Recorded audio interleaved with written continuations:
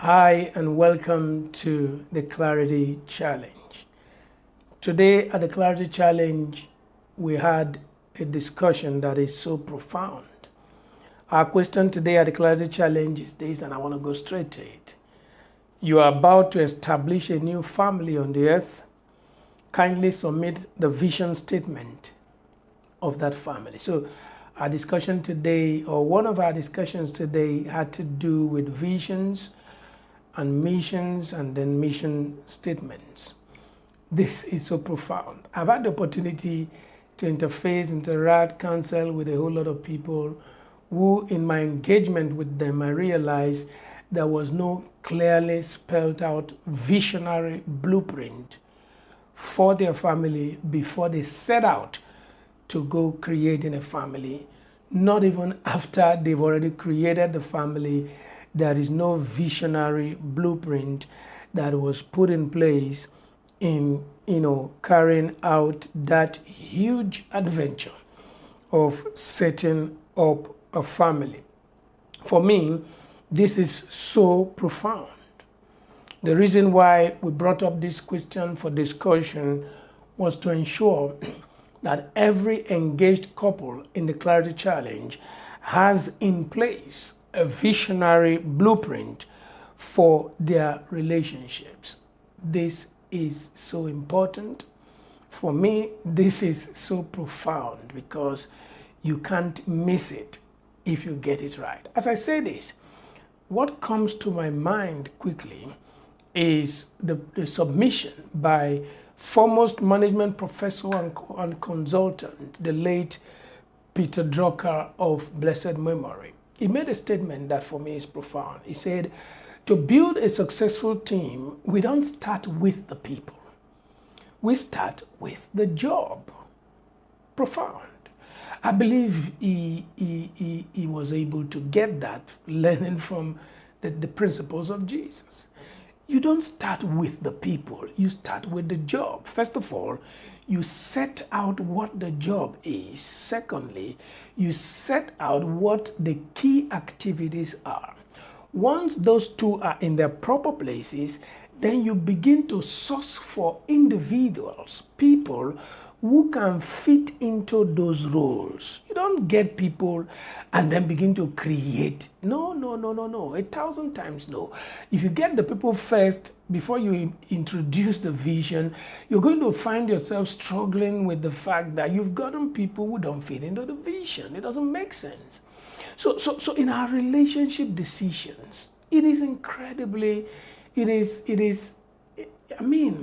sine qua non. It is indispensable that we must first and foremost, it doesn't matter whether you are the man or whether you are the woman, your vision must be plain, clearly spelled out in its clearest terms before you start looking for a partner. The vision will define what kind of a partner you need. Once the vision is clear, you just know everybody can fit in. Everybody can't fit in. Once the vision is clear, you know certain ladies can't be your wife. Once the vision is clear, you know certain men can be your husband. It's as simple as A, B, C. So we must have a vision clearly spelled out. Listen, and I hear people talk about this is the man's dream, this is the woman's dream. I don't get that. The reason I don't get that is as we sit down to tabulate our visions, the man's dreams are brought into the fore, the woman's dreams are brought into the fore. Vision is constructed, vision is developed, and then as soon as vision is developed, there's nothing like the man's dream or the woman's dream. It's now a corporate vision. And because it's a corporate vision, whatever in that vision is implemented, we don't see ourselves doing a favor to anybody. It's our corporate vision. If the vision defines that in 3 years, the woman should study law because of where we're going, when we are funding our education, the practice of law, we're not doing her a favor. It's a corporate vision. If it has to do with the man, we're not doing him a favor. It's a corporate vision. We must come to terms with the fact that the family unit is both an organism and then an organization. I wish I had time to talk about that. The family unit is first an organism. So each individual part cannot function on its own. The human heart in the human organism, once you take it off the human body, it's useless, relatively useless, until it is injected. As amazing as the human heart is, as amazing as the human kidney is, outside the human body, it's useless. It must be in a system to function. That's why we are organisms. But then, beyond that, it is the reason why you can't function without your partner. You shouldn't function if you're functioning as an organism. But at the same time, it's an organization. As an organization, it is so profound, it's so important that we understand that organizations are designed to function in certain ways. They're designed to function within certain constructions and criteria. It is the reason why vision must be created. Vision must be in place because, number one, vision tells you, gives you a picture of where you are going as a family, as a couple. Then the mission statement tells you what steps you need to take to get to that destination. So there is vision, the picture. Then there is mission, the action steps. So vision is useless without mission. This is so profound. I've interfaced with people, and then you're like, you ask the man his vision. For those who even have, they mention something for the family. You ask the woman, she mentions something. Thank God they have vision, but then they have two different visions. That's division. And if the eye is not single, the whole body will be full of darkness. There's no direction. There's no corporate ownership of vision of the family. The reason is because vision is not casted. Of course, I know what some of us are thinking. The vision comes from the man. Every other person fits in. Well, now listen. Even when God gave Adam the vision, the onus was on Adam to cast the vision in its clearest possible terms so that the woman is in on the vision.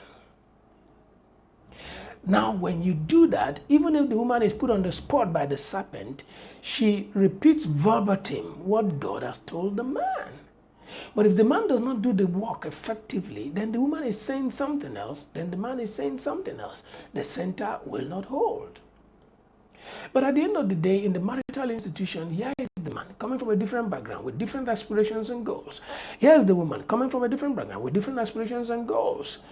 The vision of the family cannot exclusively be the right, the entitlement, and the prerogative of the man. You cannot, in our day and time, independently develop a visionary blueprint for the family. It must be something both of you sit over, work on it. Of course, these things are supposed to be done even before the marriage, and then it defines whether we can work together or whether we cannot work together. Two cannot work together except they be agreed. Sweetheart, it's so profound that you have a clear picture of where you're going. It's so profound that the person you're going to spend the rest of your life with has a clear, profound understanding of where you're going. They accept it, they flow into it, they key in it, they have ownership of it, and then they're willing to give all for it.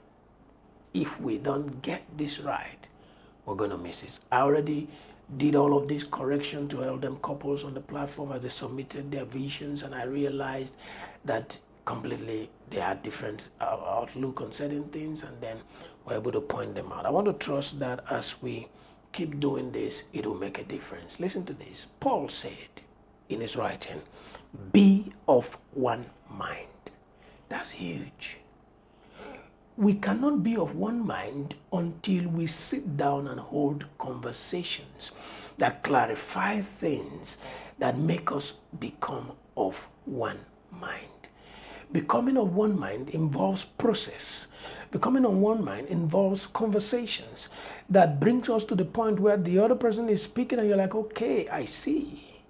It is the reason why you meet a woman in Lagos and the husband is in Abuja and they can tell you the same thing. In 3 years' time, this is where we're going. In 5 years' time, this is where we're going. In 10 years' time, this is where we're going. Long term, medium time, and short term goals. It's difficult to follow a packed car. It's difficult to follow somebody who is not going somewhere. Somebody must sit down and conjure up these things and clearly communicate them to make followership easy. Followership is a lot of burden with a leadership that is not clear, precise, and communicating of what it is that they are up against. This is so important. This is so profound. I wish I could say a few more things, but I'm afraid this is how far I can go. I'll talk with you later. My name is Mason.